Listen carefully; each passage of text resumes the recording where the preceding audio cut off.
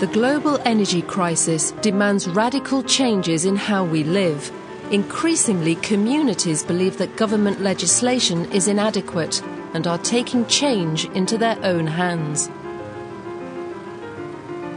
The issue, put very simply, is that we peaked in discovery of finding new oil in 1965, and then we're getting very close to the peak of actually producing it sometime now. And for a society, for a nation, for a town like ours, which is so dependent on cheap oil for so many aspects of how it lives, that's a very, very important transition. And what it means is that we have to leave oil before oil leaves us. Governments move too slowly, they're reactive, they're not proactive. But if an example is set by proactive communities looking peak oil and climate change square in the face and recognising opportunities, then actually they can blaze the trail that government will follow. Totnes is a small town in South Devon with 15,000 people living in the town and surrounding villages. The local community have pledged to make Totnes oil-free by the year 2030, making it the UK's first transition town. Totnes seemed like a good place to start the ball rolling with the transition idea.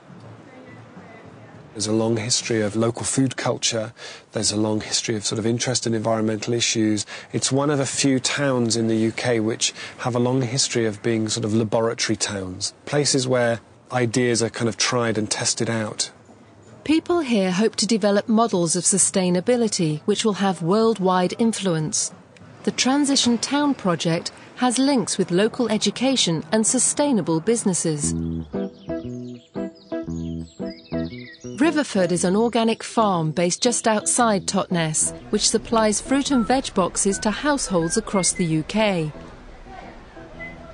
Originally set up to supply a small farm shop, it has grown to become one of the biggest organic farms in Britain. This week we're doing about 27,000 boxes.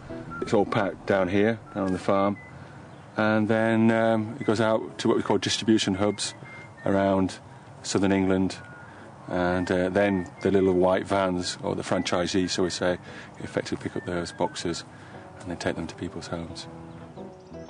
The success and ever-growing scale of Riverford have created some challenges for the business around sustainability.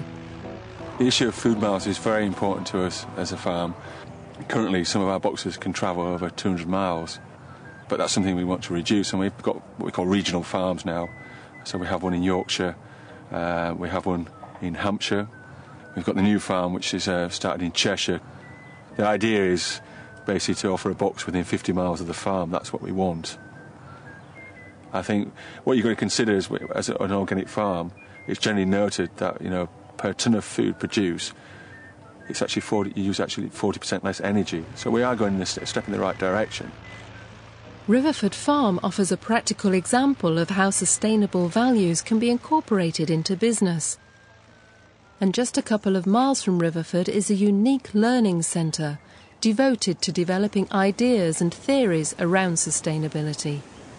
Globalisation has a price in terms of environmental degradation, climate change, you know, and inequality, poverty, you name it. And I think Schumacher College was really set up to try and address these issues and to show people that there is actually another way.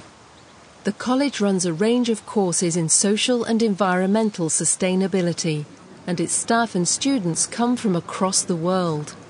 Throughout the residential courses, staff and students live together as a community, and sustainability runs through every aspect of college life. We only eat organic foods, and most of our food comes locally from Riverford, and we grow a lot of our own, and we source local foods. And so we actually educate people in these issues as well as we go along. Schumacher College has been an inspiration to Totnes, and some of the teaching staff are involved in the Transition Town project. Sharing ideas and resources locally can generate new sustainable initiatives. Transition Town Totnes has acted as a catalyst for people exploring what we might actually do at a community level to prepare for peak oil.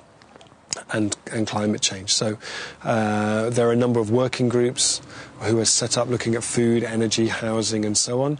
And the idea of those is it draws people's passions into the process. If you're really passionate about food or energy, then you get involved and you feed it in that way. People contribute their own ideas about what changes they would like to see and how they can make these happen. Various projects have already been launched, including a solar panel challenge to homeowners. The Totnes Pound aims to get people to trade locally and reduce transport miles, and a garden share scheme has been launched to encourage local food production. What we've done is we've advertised around the town saying, you know, if you've got a piece of land that you're not using or the end of your garden that you'd be really happy to share with a gardener and you like a bit of a share of the produce, then, you know, come forward and volunteer. And what we do is we kind of act as almost like a dating agency and we match the two together. So these are some of the garden shares here. This one is Sue's garden. Hello, Sue. And she started gardening in February. It was just turf when she began, and she's had this fantastic veg plot that's been going all year. I've always grown vegetables. I started really when I was a single parent bringing up 2 children and found that they made a real difference to the budget. But I moved from a house to a flat that didn't have a garden and realised that gardening was an essential part of my life. The total outlay for the whole of this garden has been £30, and that will provide me with enough vegetables for the whole year. But I've also been providing vegetables for the garden owners, and that's a couple with 2 young children. So that's a lot of produce in a very small area, and that's really what I wanted.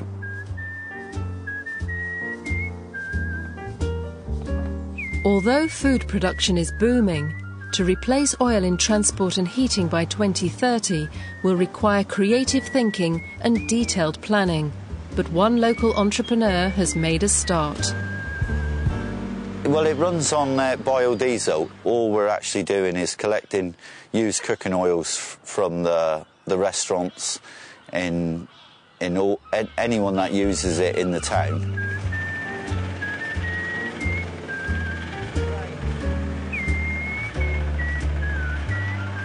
We've had such a response from the town that we're going to have such a surplus. We can run the school buses on it, the ring and ride service. There's also a community bus that could run on it. So yeah, we'll have enough to produce about 500 litres a week. What peak oil and climate change present us with is the need to have a coming together of diverse strands of society in the same way that we did in 1939. It's like a wartime mobilisation. It's not good enough anymore for the church groups to be here, environment groups here, culture groups over here. This is really about bringing all those organisations and groups together in this kind of context in a way that feels inclusive and positive and historic.